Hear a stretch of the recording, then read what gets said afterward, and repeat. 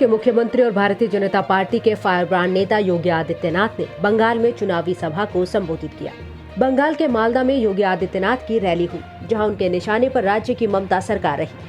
योगी ने आरोप लगाया कि बंगाल में जय श्री राम के नारे बोलने से भी रोका जाता है।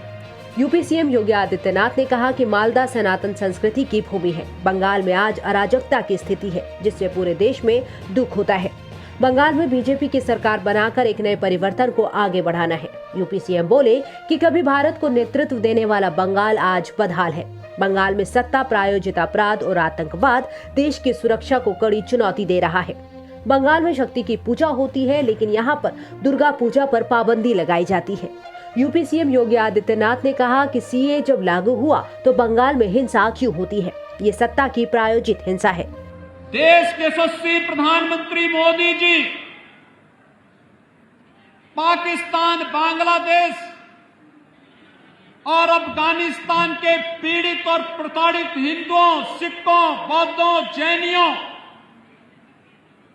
ईसाइयों, इन सब के संरक्षण, इनको सुरक्षित ठिकाना देने के लिए एक कानून बनाते हैं और उस कानून को भारत के अंदर लागू करते हैं, तो बंगाल में हिंसा क्यों होती है? ये हिंसा, सत्ता प्रायोजित हिंसा क्यों? यहां पर एक तरफ पीड़ित और प्रताड़ित मानवता को शरण देने की जब बात की जाती है तो यहां की सरकार विरोध करती है, लेकिन जब घुसपैठियों को बाहर करने की बात होती है, यहां की सरकार तिलमिला जाती है। यहां की सरकार घुसपैठियों, अवैध घुसपैठियों के साथ में है, उसको यहां की जनता के साथ कोई लेना देना नहीं। और यही कारण है कि यहां की सरकार केंद्र सरकार की किसी भी कल्याणकारी योजना का लाभ यहां के नागरिकों को देने में पूरी तरह फेल है। बंगाल में आयुष्मान भारत योजना को लागू नहीं किया गया। केंद्र की किसी भी योजना का लाभ यहां के लोगों को नहीं मिल रहा है। योगी बोले कि बंगाल में लव जिहाद को अंजाम दिया जा रहा है। यहां की सरकार इसे रोक नहीं पा रही है। बंगाल के अंदर छल, छद्म और धोखे से यहां पर लव जिहाद की घटनाओं को भी अंजाम दिया जा रहा है। हम लोगों ने यूपी के अंदर कानून बना दिया, लेकिन बंगाल के अंदर क्योंकि तुष्टीकरण की राजनीति है, न वह गौ तस्करी को यहां की सरकार रोक पा रही है और न ही लव जिहाद की उन घातक गतिविधियों को, जिसका दुष्परिणाम आने वाले समय में बड़ा खतरनाक होने जा रहा है, वह यहां की सरकार इसको रोकने में पूरी तरह विफल है।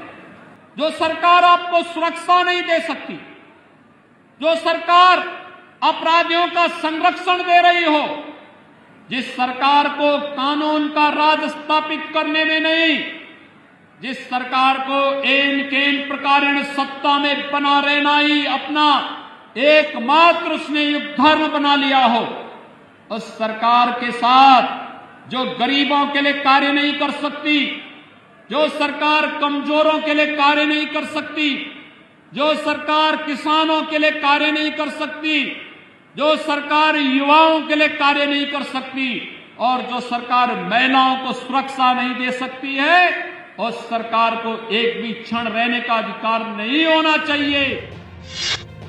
पश्चिम बंगाल में कांग्रेस के आईएसएफ के साथ गठबंधन को लेकर पार्टी में जारी अंतर्कलह पर भारतीय जनता पार्टी के राष्ट्रीय प्रवक्ता संबित पात्रा ने कहा कि यह पार्टी का गठबंधन नहीं बल्कि ठगबंधन है। संबित पात्रा ने आगे कहा कि कांग्रेस सहयोगी पर निर्भर रहती है। कांग्रेस में जारी घमासान पर संबित पात्रा ने कहा कि कांग्रेस अपनी प्रासंगिकता को बनाए रखने के लिए गठबंधन पर निर्भर है। ठीक ऐसी ही एक गठबंधन की प्रक्रिया राहुल गांधी और उनकी कांग्रेस पार्टी बंगाल में कर रहे हैं। पात्रा ने कहा कि कांग्रेस ने जितने भी गठबंधन किए वो किसी अच्छे परफॉर्मेंस, अच्छे रिफॉर्म्स या अच्छी गवर्नेंस के लिए नहीं किए। ये गठबंधन सिर्फ इसीलिए किए कि किसी प्रकार गांधी परिवार अपनी राजनीतिक प्रासंगिकता बनाए रखे। संबित पात्रा ने कहा कि कांग्रेस अपने को सेक्युलर बताती है। वहीं कांग्रेस बंगाल में एआईएसएफ के साथ गठबंधन करती है, केरल में मुस्लिम लीग के साथ गठबंधन करती है, असम में बरुद्दीन अजमल की पार्टी के साथ गठबंधन करती है। संबित पात्रा ने कहा कि एक बार राहुल गांधी ने कहा था कि हम मुस्लिमों की पार्टी है, इस खबर को एक बड़े समाचार पत्र ने छापा भी था, लेकिन ये मुसलमानों की पार्टी भी नहीं है, ये केवल घर वालों की पार्टी है। मध्य प्रदेश का पहला ई बजट आज पेश किया गया। वित्त मंत्री जगदीश देवड़ा ने टैबलेट के जरिए विधानसभा में वित्त वर्ष 2021-22 के लिए कुल 2,41,375 करोड़ रुपए का बजट पेश किया। बजट में कोई नया कर नहीं लगाया गया है, साथ ही पुराने कर में बढ़ोतरी भी नहीं हुई है। बजट में राजकोषीय घाटा 50,938 करोड़ अनुमानित है। वित्त मंत्री जगदीश देवड़ा ने ऐलान किया कि बजट में आत्मनिर्भर मध्य प्रदेश पर फोकस किया गया है। उन्होंने कहा कि प्रदेश में अगले 2 साल में MBBS की 1235 सीटें बढ़ाई जाएंगी। वहीं स्कूलों में शिक्षा का स्तर सुधारने के लिए 24,200 नए शिक्षकों की भर्ती की जाएगी। बजट भाषण के दौरान भोपाल और इंदौर में मेट्रो प्रोजेक्ट का ऐलान किया गया, जिसके लिए 262 करोड़ का बजट जारी किया गया है। इसके अलावा भोपाल में पुलिस अस्पताल और राज्य के हर जिले में महिला थाना खोलने का भी ऐलान किया गया। वहीं बजट में भोपाल के गैस पीड़ितों की पेंशन जारी रखने का ऐलान किया गया। मध्य प्रदेश के बजट में किसानों पर भी फोकस किया गया।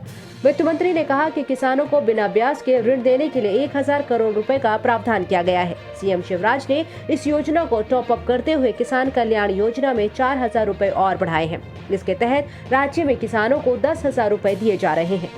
कृषि हमारी सरकार की सर्वोच्च प्राथमिकता है। कृषि उत्पादकता बढ़ाए जाने तथा कृषकों को उचित मूल्य दिलाए जाने पर सरकार का विशेष ध्यान है। सदन को यह अवगत कराते हुए मुझे गर्व है कि हमारे प्रदेश के किसानों के अथक प्रयासों से प्रदेश को गेहूं एवं दलहन उत्पादन के क्षेत्र में उत्कृष्ट प्रदर्शन के लिए लगातार 7 बार कृषि कर्मण अवार्ड से सम्मानित किया गया है। इस उपलब्धि के लिए मैं अपने किसान भाई बहनों को बधाई देता हूं।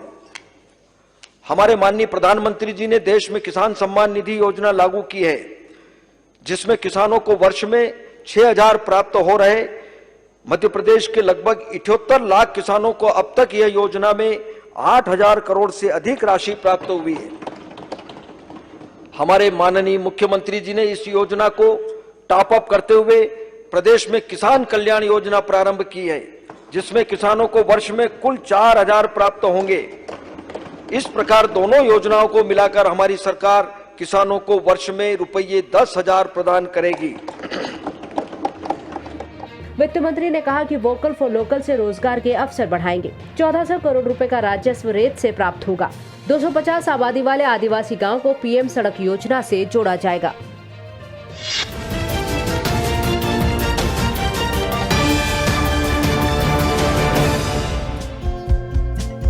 हमारे चैनल को लाइक, शेयर और सब्सक्राइब जरूर करें और नई अपडेट्स के लिए बेल आइकन दबाना ना भूलें।